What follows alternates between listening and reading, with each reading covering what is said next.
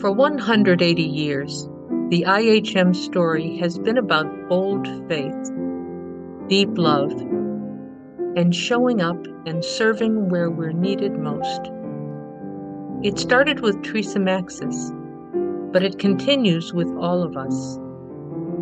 This legacy isn't just history. It is a living invitation to be part of something bigger.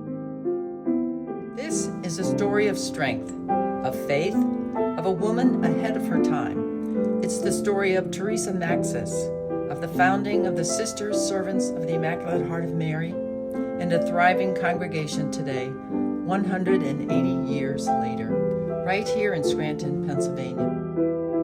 There are lessons to be learned from the past that can indeed influence and impact and open us to the future. If anyone has understood that, it is the wonderful Immaculate Heart of Mary Sisters. We now travel back 180 years to a world divided by race, religion, and gender. We meet a woman who dared, a woman called to serve, a woman of great courage who created hope and imagined a future, a different future. Born in Baltimore in 1810, Teresa Maxis Duchemin entered a world that offered little to a biracial woman who carried in her blood both the struggle and the resilience of two worlds. Teresa was raised in the African, Haitian, American community. She was bright and she was fortunate to be educated in a school for Haitian refugee children, a rare gift in an era of profound inequality. In 1829, 3 women teaching at that school chose a radical path. They formed the first religious congregation for African American women in the United States, the Oblate Sisters of Providence. Teresa, with the conviction and courage, became their 4th founding member. But the path was not easy. When their sponsor, Father Joubert, passed away, the sisters faced difficulties.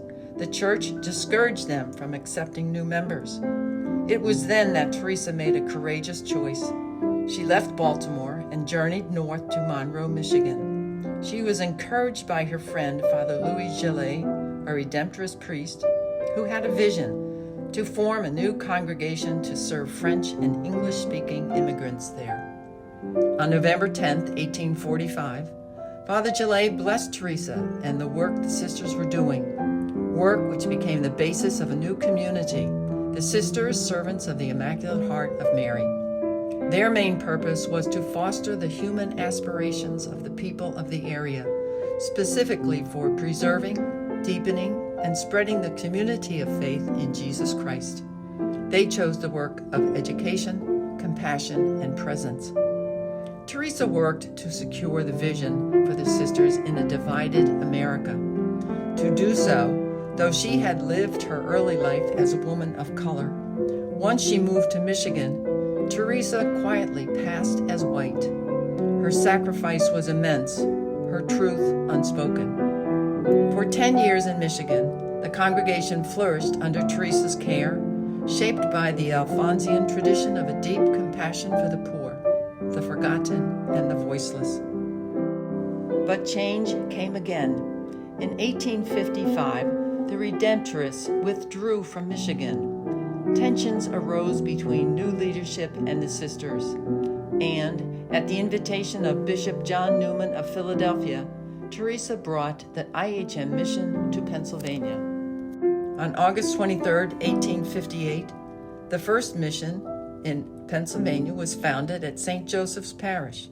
Just 1 year later, in 1859, 2 new IHM missions were opened: St. Joseph's Academy in Susquehanna, Pennsylvania, and St. Peter Elementary School in Reading, Pennsylvania.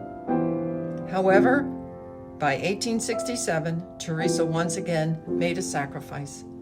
In an effort to reduce tensions and ensure the congregation's future, Teresa left for Canada, exiling herself, seeking refuge among the Grey Nuns of Ottawa. Teresa wasn't able to return until 1885 in her final years. She died in 1892, but she did witness her dreams of the IHM community taking root and thriving. In 1868, The Diocese of Scranton was established, and a new branch of the IHM Sisters in Scranton, Pennsylvania, was established shortly thereafter in 1871. Then, in 1889, history was made again when Sister Mary Magdalene Jackson became the first Reverend Mother elected by the sisters themselves. The impact of the IHM Sisters began to ripple across communities. In 1890, the Sisters of IHM opened St. Joseph's Foundling Home, today known as St. Joseph's Center, to care for children in need. Across centuries and continents, ministries of education, healthcare, and social justice expanded as the Sisters of IHM answered the urgent needs of every age. Education was at the heart of their mission. The sisters taught in parish schools across Pennsylvania and 8 other states, along with Peru and Puerto Rico. They founded sponsored work Our Lady of Grace Montessori School and Spirituality Center in Manhasset, New York, and they brought faith and knowledge to thousands. Other missions included work in British Columbia, Canada, the District of Columbia, and the state of Washington. In 1915, the congregation took a bold step, founding Marywood College, now Marywood University. It was the first Catholic college for women in northeastern Pennsylvania, a first among many firsts in the history of Marywood. In 1926, the sisters again answered the call of a poor community, opening St. Joseph's Hospital in Carbondale. It's our desire to serve the world, to be in the midst of the world, sharing both our giftedness and our vulnerability. And we do that in solidarity with the people we meet. Tragedy struck in 1971. The Mother House was completely destroyed by fire on a windy, frigid night in February. However, the IHM mission endured stronger than ever, igniting new ministries like Friends of the Poor and co-sponsored works Mother Seton Academy, and much later, the African Sisters Educational Collaborative and Nativity Miguel School, Scranton. From a school in Baltimore to education and childcare in the hills of Pennsylvania, to Coeur d'Alene, Idaho, and to Twin Falls, the story of the IHM Sisters is one of perseverance, faith, service, and fearless love. Today, the Sisters of IHM continue to reach beyond borders, from Baltimore to Peru, from Scranton to Africa. Wherever hope was needed most, the IHM Sisters answered the call, opening doors for those in need. The IHM vision was not bound by time, color, or country. It lives on in the mission, in the ministries, and in the quiet acts of love and prayer of the IHM Sisters. Teresa Maxis dared to believe that people could and should change the world. She both co-founded a congregation and sparked a legacy.